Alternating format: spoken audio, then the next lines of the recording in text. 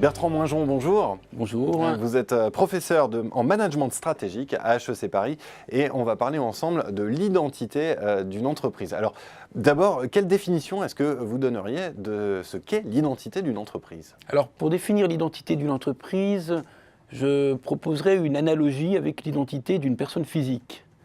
C'est-à-dire si on pose la question c'est quoi votre identité, on peut dire on va regarder votre carte d'identité, ça va nous donner votre nom, votre prénom, votre âge.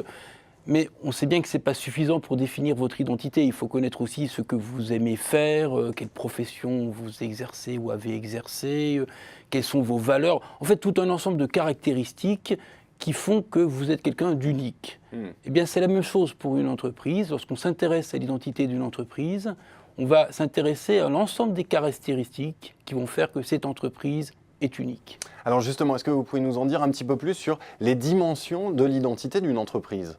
Alors, dans un ouvrage que j'ai publié avec Guillaume Swanen, qui s'appelle Corporate and Organizational Identities, on a identifié en fait 5 facettes à la notion d'identité, 5 manières de répondre à la question qui est cette entreprise.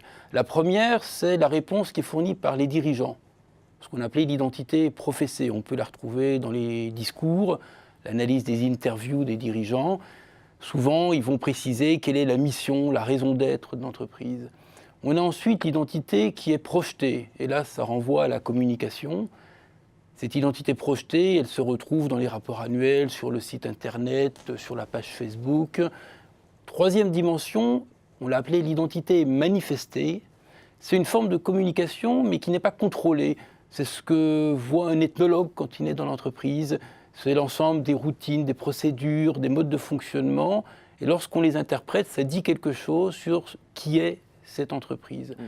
La quatrième dimension, c'est une dimension interne, c'est le vécu des salariés, ce qu'on appelait l'identité vécue, qui renvoie à l'image interne qu'ont les salariés de leur propre entreprise. Et dernière facette, c'est une facette externe, qu'on appelait l'identité attribuée. C'est comment les différentes parties prenantes, les clients, les fournisseurs, les partenaires, définissent l'entreprise et répondent à la question qui est cette entreprise. Alors maintenant, la grande question qui vient, c'est comment est-ce qu'on fait pour articuler ces 5 dimensions? Quelles sont les quelques bonnes pratiques que vous pourriez recommander en matière de management de l'identité? Alors les bonnes pratiques, c'est surtout prendre en compte le fait qu'il y a différentes dimensions. Et souvent, les entreprises oublient qu'elles ont une identité et qu'elle doit être gérée. Et en fait, si on ne la gère pas, l'identité, elle est quand même là. Mais il peut y avoir des écarts qui vont intervenir entre ces différentes dimensions. Donc l'enjeu principal, c'est de gérer ces 5 dimensions de façon intégrée. Il y a une dimension qui relève des ressources humaines, typiquement l'identité vécue, une dimension qui va relever de la communication, l'identité projetée, le marketing, l'identité attribuée. Bon, il y a toute une série d'acteurs. Et en fait, c'est le rôle de l'équipe de direction de s'assurer de la cohérence. Parce que c'est un sujet transverse. Dernière question, pourquoi est-ce qu'il est si important de réfléchir à cette identité? Vous avez dit il y a un instant que les entreprises avaient tendance à oublier ce travail.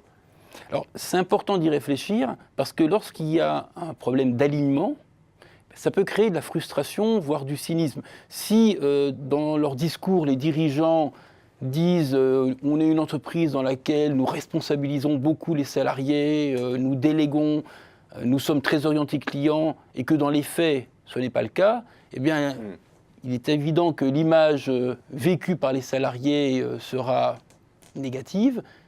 Il y aura une forme de frustration et de la même façon, les clients, si eux ne sont pas satisfaits et donc ne sont pas en accord avec le discours, ils seront également frustrés. Donc, conclusion, il est vraiment important de s'assurer de la cohérence et de l'alignement de ces 5 dimensions. Puisque, in fine, ce sont aussi des dégâts en matière de performance économique. Merci beaucoup, Bertrand Moinjon, pour cet éclairage. Merci beaucoup.